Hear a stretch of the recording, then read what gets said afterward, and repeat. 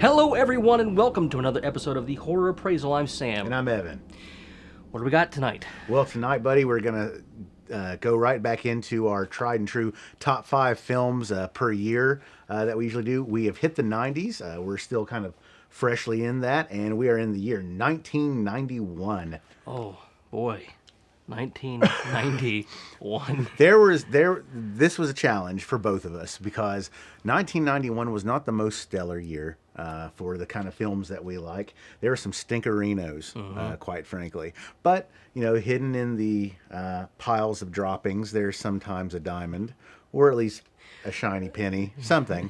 A piece of silver. Yeah, something. Okay, so what's honorable mention? Well, honorable mention for 1991 is a pretty kooky movie called Killer Nerd. Nerd. And I'll be honest with you, you would probably do better at explaining this film because I think you just rewatched it recently. You and I haven't seen this movie together for, 6 or 7 years, maybe more. Okay, so Killer Nerd was distributed by Troma Film, and Killer Nerd is one of those that was like a kind of a gem in the VHS realm of media, and this film is so crazy. Like, there's this guy, and he is a real nerd, and he really sells it out.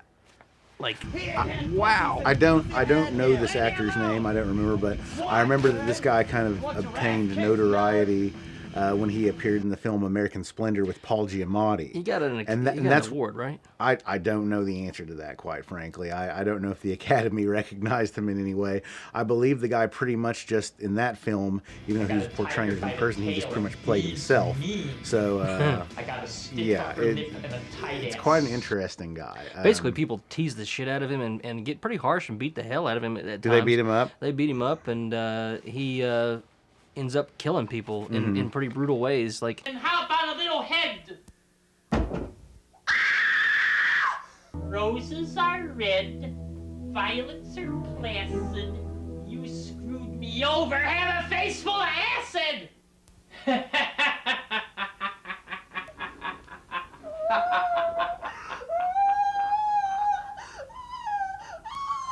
Bitch. but it's the enunciation of which he talks that really accentuates his nerddom. Oh, yeah, he does a fantastic job. If you haven't seen Killer Nerd, and more importantly, Bride of Killer Nerd... There was a sequel to it, because Troma released the double whammy. Double feature. Double feature of it on DVD, that's right. I actually spoke to one of the directors earlier today and asked him if I could remake Killer Nerd, and he said they weren't going to do that because they wouldn't want to see it done by anyone else other than their main person. So I totally respect that, and on to number 5. All right. So number 5 is... Number 5 is the third in a series that had gotten pretty popular in the late 80s. Chucky the Killer Doll is back. It's Child's Play 3. That's right. This time Andy Barclay is all grown up, and after so many traumatic events of his childhood, being placed in foster care, I believe his mother dead? Where she also, I believe his mother has been is crazy in an insane asylum. She's been Sarah Connored into some asylum somewhere, and of course Andy's the only one who still knows the truth that the soul of Charles Lee Ray did indeed inhabit that doll. I believe there's even an executive. The beginning of this film is the beginning of they're rebuilding the good guys toy name. They're rebuilding the factories, or at least they're putting some more money into the line. And even I think the top executive for the company says, nobody remembers Andy Barclay. Nobody knows who he is, so let's do this anyway. But unbeknownst to them, when they begin the cleanup process, the corpse of Chucky from Child's Play 2, some droplets of blood drip into like the vat of plastics that are used to make this brand new line of good guy dolls. So, thereby, since of course the blood gets transferred, Chucky's soul and essence also gets transferred into a brand new host body. So he's back, and he's better than ever. and he's ready to find Andy. Except not better than ever. Oh. This movie is kind of lackluster. No, I just meant Chucky. Kind of he had his dander up about finding Andy. I don't really care for this film. I actually did, believe it or not, when I was a kid, I actually did quite like this film. I asked Mom to rent it several times once I'd kind of gotten over my initial fear of the Child's Play series. Having seen it as I got older as an adult, you definitely see. It's not as good as you remember, but he's basically, this movie takes place basically at a military academy. And one thing I do want to say is, of course, Brad Dourif is still incredible in it as the voice of. Yeah, he's Brad Dourif, and that's really about all you can say about Child's Play 3. There's one other thing I want to say. Okay. Remember who plays the barber in Child's Play 3? I couldn't tell. I believe it's Andrew Robinson from Hellraiser. Played the dad in Hellraiser. He plays the barber in this. He's barber. Yeah, and he's gonna cut Chucky's hair. And of course, Chucky mutilates him, in a horrible way in his little barber shop there on the military school campus. So that's one thing that I remember about. Oh, and that there's a scene at the end, I think, where Chucky's face gets ripped off or part by a scythe or something. Yeah. So number 4 is one of those that I didn't really get into that much, but I did recognize it as a pretty quality. It's a quality movie. It's a Wes Craven film, People Under the Stairs. People Under the Stairs. People Under the Stairs is kind of a weird little mix-up of a movie. It's sort of horror house meets the Goonies. Underground in kind of a way, because basically the premise of the story is there's a very poor, mostly black neighborhood, and they all share common landlords. These people that live in this big huge house, and there's rumors that they have all kinds of gold and money and everything else. And one of the kids who lives there, I believe it's an uncle or a friend of the family, he talks him into helping him commit robbery in his house. And then of course just chaos ensues. They get locked in this house. I can't remember the name of the actor, and it's killing me, but the guy Sean Whalen's in this, right? Sean Whalen, yes. Yeah, but the guy who plays the main guy of the house, the guy who plays Daddy for Mommy and Daddy. Oh, yeah. I wish I could remember his name, but he played Stilgar in the film Dune from the 1980s, and that's always where I recognized him from, is the fact that he was Stilgar, because he has a very and he was also the priest in Silver Bullet. Oh, yeah. Who becomes the werewolf? Yeah. So at least he's got a little bit of a horror lineage there and some sci-fi lineage. Hey, Silver Bullet's a good movie. Silver Bullet's an awesome movie. It's a shame it wasn't made in 1991. But there's some good practical effects and makeup in this film. Again, this is another one that I watched as a child that I actually did quite like. I found it kind of an adventure and kind of a mystery, and of course the fact that all these people lived under the stairs, it was just kind of cool. Plus, honestly, when I was a kid, it did have really cool box cover art. I remember it was a skull with the house behind it, I believe. Kind of generic stuff these days, but when I was a kid, I thought it was pretty cool. Yeah. Number 3 is a film that I'm actually kind of fond of in a guilty pleasure way, and that is Subspecies. The Bloodstone. You got the vampire in it that's always really kind of super Eastern Europe trashy. They go to Romania. These girls go to Romania on a vacation leisure getaway, and they get kind of stuck in the middle of this festival where basically this... I've watched this with you twice, and I'll be honest with you, I never remember details of this movie very well. Well, this vampire is hungry for power, and the Bloodstone is what gives him everlasting life, essentially, to be strong all the time. He doesn't have to feed, but he does choose to feed. But his father is Angus Scrimm.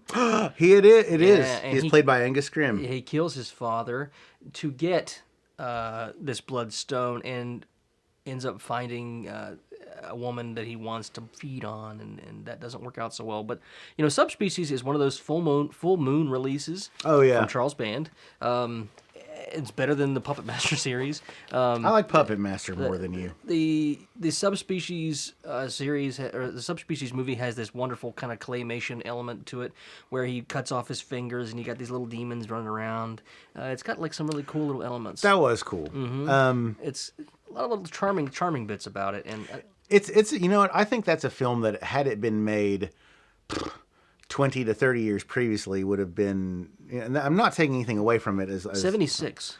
Yeah, if it had been made like right around there, I think it would have had more of an impact because It would have been made different too. yeah, absolutely. Well, but I don't feel as strongly about the film, but it's actually a film though that I would like to revisit because you're way more familiar with that film than I am. It's a good one. But I remember, yeah, I didn't mean to interrupt you. I remember you thinking, yeah, this is pretty cool. Subspecies 2 is a little better. There's 3 and 4, and I didn't know how many there they're were. pretty consistent, honestly, because Full Moon, made them, so they're kind of made like the same way and everything. So it's only not as bad as Puppet Master. Well, I like Puppet Master 1 and 2, but we can talk about that Tell us later. what number 2 is. Number 2, of course, was the it's another ending of a franchise, much in the same way that Friday the 13th for the final chapter, or the final Friday, was supposed to be the final Jason movie. They gave us that in 1991 with, of course, Freddys Dead. Finally, Freddy will die. This is one of those movies that I really wanted to go see in theaters. It would have been my first Freddy movie in theaters. Yeah. My dad didn't take me. He was supposed to, and he dropped the ball. But what else would Dad Well, have the done? thing is about Freddys Dead is, I remember it was such a big deal because when we were kids, they brought back 3D just for the theatrical release of Freddys Dead. Yeah. Because, there's that whole scene where, like, she enters his mindscape at the end of it. The theater supplied you with 3D glasses. Yeah. One thing that I was always wonderfully pleased with is back in the early aughts, or whenever that whenever that Nightmare on Elm Street box set came out on DVD. Oh, yeah, with yeah. Freddys Dead, it came with two pairs, not 2003, one. 2002, something Yeah, like that. somewhere it came with 2 pairs of the 3D glasses. So you could watch it with So somebody. that you could enjoy Freddys Dead. And who Do directed what you're Freddy's supposed to do. Dead? That's right. Who? Rachel Talalay. Okay, thanks. Who's that? Well, she's one of our. She was a producer actually on many of the many of the Nightmare on Elm Street movies, and kind of learned the ropes from Robert Shea. Okay. And I think the decision to go 3D really kind of drove this movie. I think so too, because I mean, unfortunate. I don't feel that. Well, I don't feel that Freddy films had become. Although my opinion probably wasn't shared by people making the movies, I don't really think Freddy films had become tired because I was a kid. If they had made a Freddy film and were still making a Freddy film every year, I would still be going to see it every year. Well, Freddy when it had came a out. son. So yeah, exactly. In 5. That's true, he did. Why would we give up on that kind of thing? Yeah, but it was kind of gimmicky to do the 3D thing, but. You know what? I think it was a cool idea. Besides, so many horror films, so many classic horror films, monster movies, applied the 3D element to it. So it was just a really cool thing to do. It was a totally 90s thing to do, so it was still cool. Plus, the main complaint I think you and I both have about this movie is, and you can correct me if I'm wrong, it's still a great movie. It's still, you enjoy watching Freddy do his thing. But man, they totally... I feel like Freddy in this one was more of a parody of his older self. Man, they went real cheesy, but the casting was pretty rough too. I mean, Yaphet Kotto, when he's your best character, like I forgot he was in he it. was Actually. a minor person. Yeah. Like, he was he was the person I took seriously. Like everybody else was just like really overacted. Oh my god! Like I still love. it's not fair. Yeah, it was pretty. What is a? No screaming while the bus is in motion. Yeah, well, this is where every town has an Elm Street came into play. See, that's the thing. That Hey, is Ripley, you're gonna mess with the focus. that is one of the best. I think. See, that's such a great line, and from such a really not best film, every town has an Elm Street. Such a great line, but of course, certainly not the best movie of the series. Yeah. So what's number 1? That's my turn, isn't it? Yeah. Number 1 is a movie that I'm not a real big fan of. It's a good drama. Now then, tell me, what did Miggs say to you? Multiple Miggs in the next cell. He hissed at you. What did he say? He said, I can smell your cunt. I'm a pretty big fan of it. I read the book too. Silence of the Lambs. Yep, Silence of the Lambs. Of course, Silence of the Lambs won the Academy Award for Best Picture that year, as well as, I believe, best performances for Anthony Hopkins and Jodie Foster. So there you go. There's 1991. Well, wait. It's a good adaptation of Thomas Harris's novel. Yeah, it is a very good adaptation. I have read most of his books, and I do have to say, it's always hard for me to classify Silence of the Lambs as straight up horror. It's not straight up horror in any way. Because, yeah, I mean, it certainly has horror elements. It's drama. But it definitely is a drama. I mean, what horror movie has ever won the Academy Award for Best Film? Well, Get Out was entered in the comedy realm, and it did get an Academy Award. What? You know that movie Get Out? Yeah? Yeah, they won an Academy Award for comedy. I don't know the Academy Awards did for comedy. Whatever. But Put the fucking lotion in the basket! so 1991. What you asked? Well, I did. It did not win Best Motion Picture of the Year for sure. Okay. But I believe that horror films do not win traditionally, and Yeah. that's another thing about Silence of the Lambs. It was a drama in the Academy. Like I said, Silence of the Lambs certainly has horror elements in many places, but I would say it's more of a thriller. It's certainly a thriller. Well, not to take anything away, Anthony Hopkins did a really Absolutely good did. job. Everyone in that film. And Buffalo Bill. Ted Levine. Yeah, He's played by an actor. You want to get to sniff my rag? Yeah. I wonder if like Ted Levine when he was on the set of Monk, because he was like the police captain in Monk. Or you want to Like, sniff my rag? they ever made him like do shtick Here, sniff this. from size. Are you about a size 14? All right, well, guys, There's 1991. that's 1991. I think we're going to be more excited about some other films or some later entries and for later years. We are going to directly after this film 1992, which is actually pretty good, and Yeah. then after that we're going to do a pepper challenge. We are going to do You're going to see apparently- that before this. Yeah. Here we are. This is the before. Yeah. So if we look okay now, we're not going to be okay in about 40 minutes. Yeah. So for the horror appraisal, thank you for watching. I'm Evan. I'm Sam. Be sure to subscribe and like this video and tell your friends about us. All right. Peace out. Bye. Thanks, guys.